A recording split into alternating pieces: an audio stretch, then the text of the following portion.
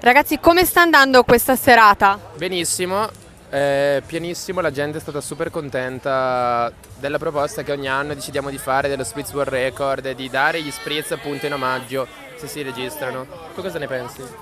Penso la stessa cosa, siamo stati abbastanza anche quest'anno organizzati e c'è stato un bel afflusso di gente.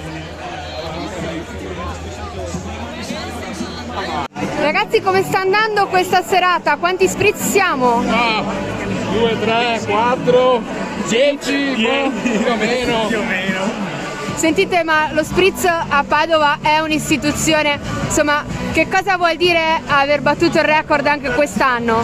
Beh, è una soddisfazione prima di tutto. Lo spritz padovano è più buono, È più buono, diverso. senz'altro.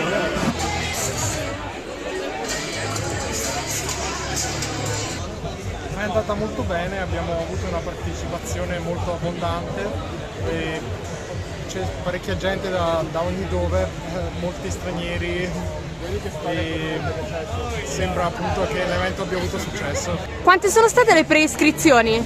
Le prescrizioni sono state 6.200. Rispetto quindi al record da battere, hanno superato ampiamente le aspettative? Hanno superato le aspettative di qualche centinaio.